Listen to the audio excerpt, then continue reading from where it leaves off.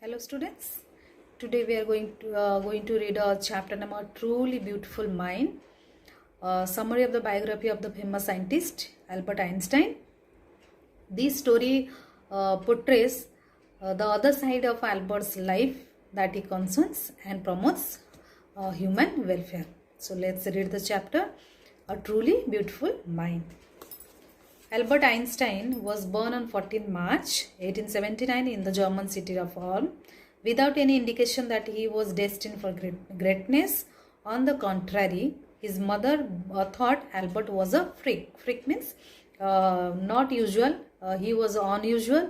He doesn't behave or look like other people.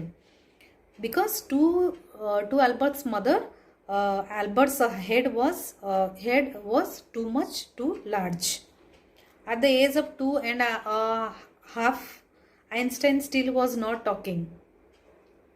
When he finally did learn to speak, he uttered everything twice.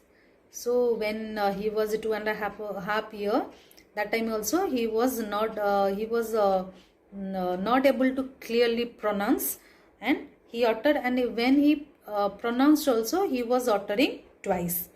So Einstein did not know what to do with other children, and his playmates called him Brother Boring. So that's why his playmates used to call Albert Einstein Brother Boring. So the youngster played by himself much of the time. He especially loved mechanical toys. So Albert Einstein loved mechanical toys. So what happened once when looking at his newborn sister, looking at his newborn sister Maja, he said that fine, but where are her wheels? Her means Maja's wheels, because he had an impact of the mechanical toys. So he also wanted that Maja's the newborn girl's wheels. So this shows that how he loved mechanical toys very much.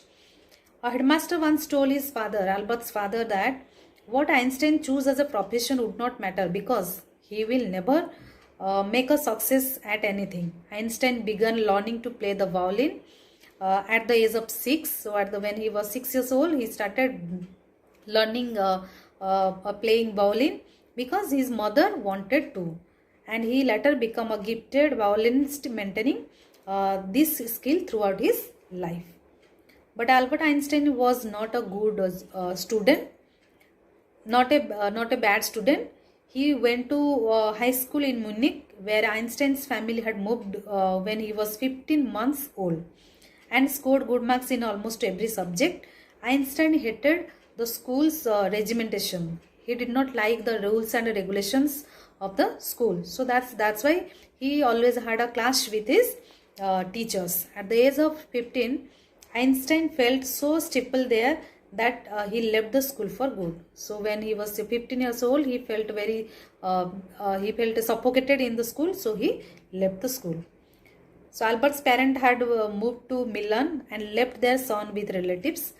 After prolonged discussion, Einstein got his wish to continue his education in German-speaking Switzerland city, in a city which was more liberal than Munich. Then he left Munich and went to a German-speaking Switzerland, the place which was much more liberal than Munich.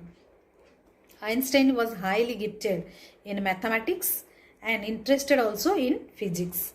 After finishing school, he decided to study at a university in Zurich. But science was not the only thing that appealed to the dashing young man. So what he did, he also felt a special interest in a fellow student named Mileva Marik, whom he found to be a clever creature. So he found a new friend, Mileva Marik. Einstein saw in her an ally means a friend, as an associate, well-wisher. So the couple fell in love. Albert Einstein fell in love with Mileva Marik. And later in the year 1900, at the age of 21, Albert Einstein was a university graduate and unemployed. He worked as a teaching assistant and finally got a job in 1902 as a technical expert in the patent office in Bonn. So while he was supposed to be assessing other people's invention, that was, Einstein was actually developing his own invention. Though he was working for others, at the same time he was also secretly trying to develop his own invention. Einstein was actually developing his own ideas in secret. So one of the famous papers of 1905 was Einstein's special theory of relativity, according to which time and distance are not absolute. So from this followed the world's most famous formula, which describes the relationship between mass and energy, that is E is equal to mc square. So Albert had wanted to marry Mileva after finishing his studies, but Albert's mother denied for the marriage because Mileva was older than Albert, and moreover she was also much more matured and more intelligent than Albert. She was also bothered by Mileva's intelligence. "She is a book like you," his mother said to Einstein. So Einstein put the wedding off, but the pair finally married in January 903, and they had 2 sons. But a few years later, the marriage did not success, and finally the couple divorced in 1919, and Einstein married his cousin Elsa the same year. So in the year 1915, he had published his generally theory of relativity, which provided a new interpretation of gravity. So the newspaper proclaimed his work as a scientific revolution. So this was known as a scientific revolution. He was doing something, he was trying to do something unusual in his invention or in his experiment. Einstein received the Nobel Prize for Physics in 1921.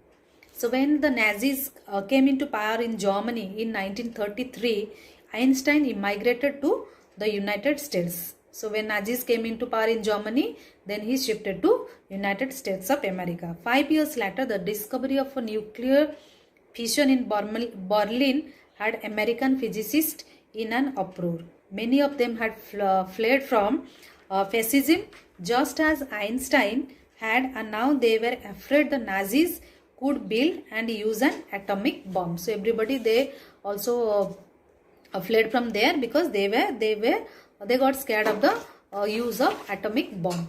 So at the urging of a colleague, Einstein wrote a letter to the American president that time, Franklin D. Roosevelt, on 2nd August 1939, in which he warned a single bomb of this type will destroy not only the whole port but also the surrounding places.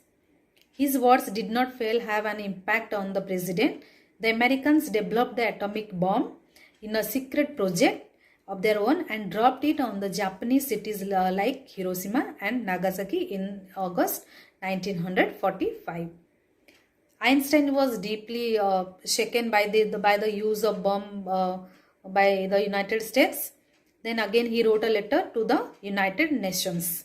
Unlike the letter to Roosevelt, the President of United States, the UN also they had also no impact on this letter. But over the next decade, Einstein got more involved in politics. Then he involved in politics and agitating for an end to the arms. Arms means the use of bombs or the war. He went against the war or use of bombs, and using his popularity to campaign for peace and democracy. This line is very important. He got involved in politics and he started campaigning for peace and democracy. So when Einstein died in the year 1955 at the age of 76, he was celebrated. This line is very important.